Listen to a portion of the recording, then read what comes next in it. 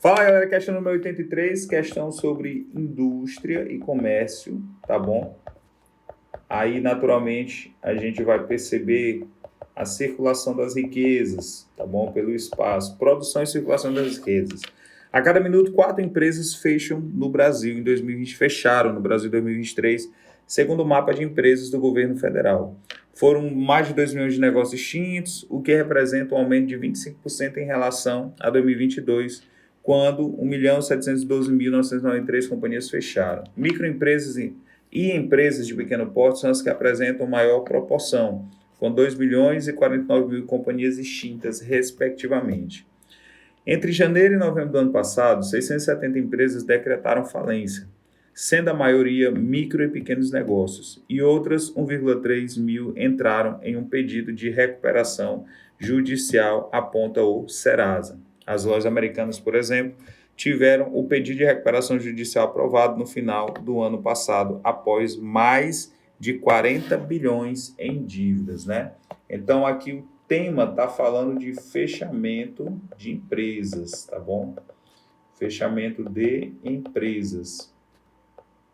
E aí, a que se deve, né? Principalmente no Brasil, e ele falou bem aqui, ó, 40 bilhões em dívidas.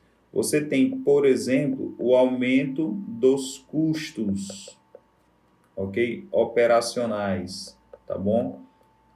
Aumento dos custos relacionados a tributos, aos impostos, tá bom? Entre outros problemas. Então, isso aqui é o que a gente chama de desestímulo, tá bom? De deseconomia, né? Então, ó, o fenômeno descrito no texto ocorre por ter aumento no país dos chamados zonas de comércio aberto. Aqui, criança, a gente está falando de China, não tem nada a ver aqui com o contexto. Novos enclaves. Se ele está falando de novos, ele está falando de novas empresas surgindo. Na realidade, a questão está falando do fechamento de empresas. Então, também não tem como você marcar a letra B.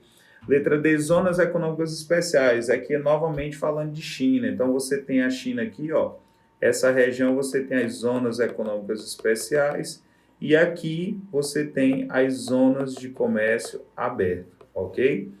Letra D, deseconomia de aglomeração. Sim, quando uma área começa a se estruturar, estradas, energia elétrica, água, portos, ferrovias, e atrai-se investidores a partir de incentivos fiscais, você tem uma economia de aglomeração, tá certo? O contrário disso, quando, por exemplo, os custos operacionais começam a ficar mais altos, e esses custos, entenda, é tudo que representa aquela cadeia produtiva.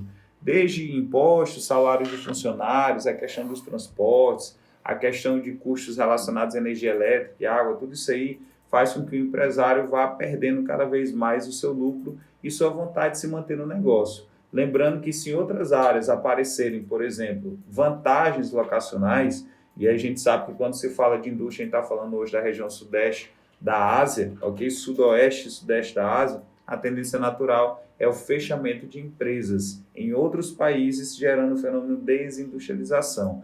Então, quando uma área ela perde seu atrativo, é chamado de deseconomia de aglomeração. Zona de processamento de exportação nada mais é do que áreas portuárias, tá certo? Onde você tem uma região com impostos zerados ou parcialmente zerados, né? Reduzidos no caso, para conectar produção nacional com consumidores internacionais. Não tem nada a ver com a questão. Você marca aí letra D, deseconomia de aglomeração. Valeu, pessoal.